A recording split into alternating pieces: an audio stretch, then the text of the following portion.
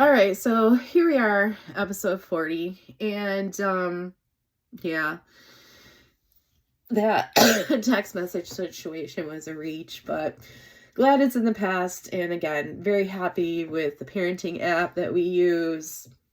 Takes all that kind of craziness and puts it aside. So at this point, we had the mediation. The child custody thing was decided on. I was happy with the results. I don't know if he was, don't care. And my daughter was happy. She was happy with what was put into place. And they had been doing visitation and visits for the holidays, and things have mostly, for the most part, have gone, fine. So I'm happy for that. I hope it continues. I hope they have a great relationship, and continue with a great relationship until she's 18 and beyond. I don't have a problem with that. I just want our daughter to feel safe and happy and loved. That's really all I want. So then I started looking into small claims court, because at this point, I've got two things on my mind. One, he promised to pay me back for the CDL classes. He hasn't. And two, I co-signed on an $8,000 loan with this man. Yeah. So I tried to look at what I could do to address these things, and I ended up going the small claims court way.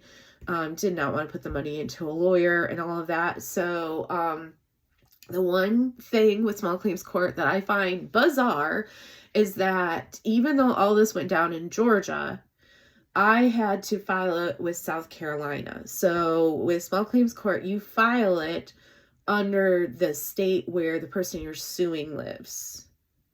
It just doesn't make sense, but whatever.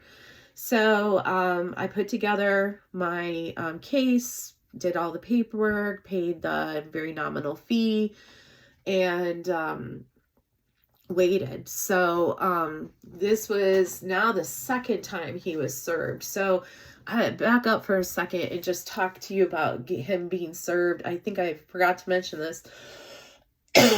Excuse me. So when we went through the child custody thing, he was going to be served. Well, he kept dodging the server. They kept going to his apartment in South Carolina, and he was dodging the server. They went to the front desk. They said he wasn't living there. And yeah, because I ended up, when we went to mediation for custody, he was giving me the address in South Carolina, and I said, I said, that server went to that place several times, and also their front desk, and they said they had nobody living there by that name. So I want proof that he is there.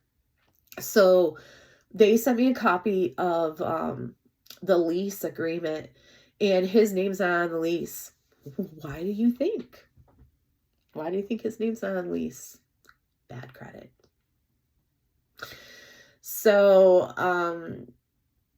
yeah, so that confirmed at least his wife lives there, and I assume he does as well. At least that's where our child goes when she does visitation, and it seems to have worked out. So yeah, so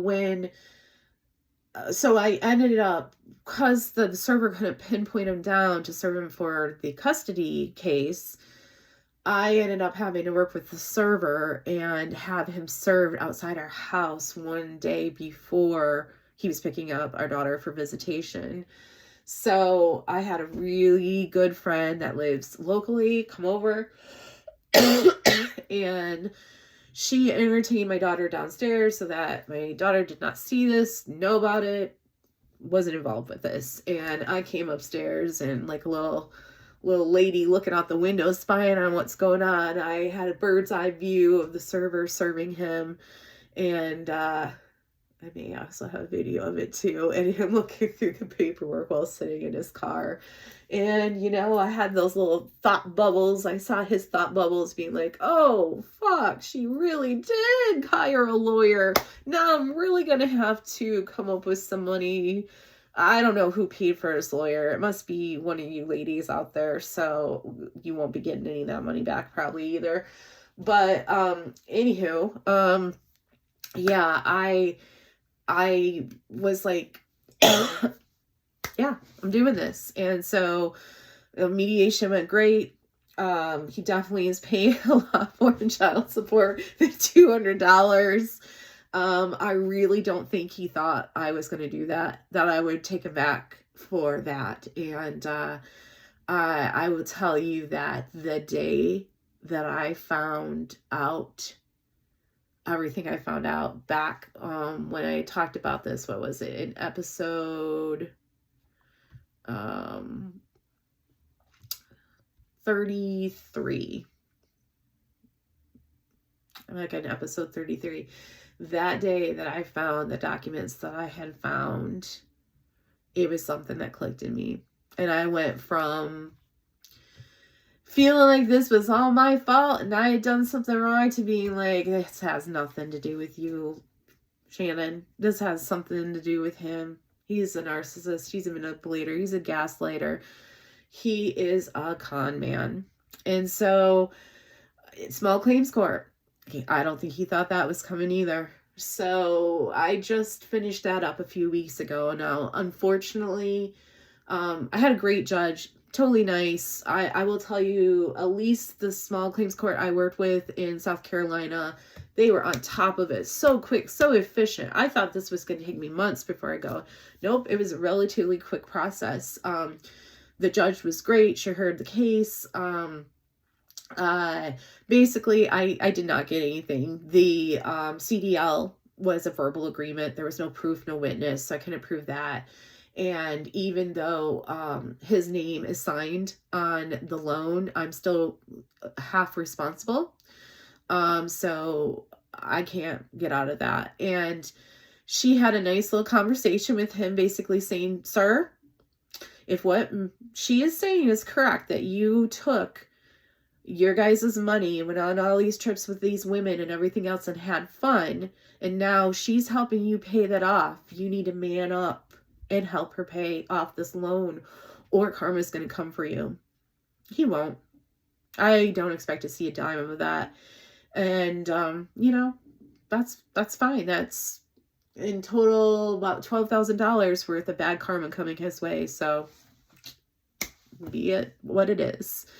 What she did give me when I realized that I was not going to get anything, I did get a little, little sassy in the courtroom.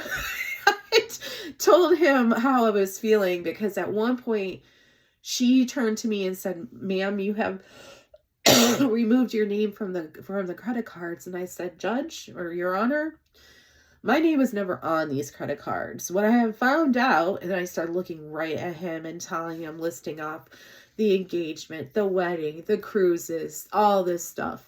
I'm like, that's what I was paying for. My name wasn't on it. I was trying to be nice. I was trying to help what I thought was my husband, build him up so he could change his career and contribute more to our family and our daughter. And instead, he was using me. And I looked right at him, called him a coward and everything else. He would not look at me. Not once. And he won't.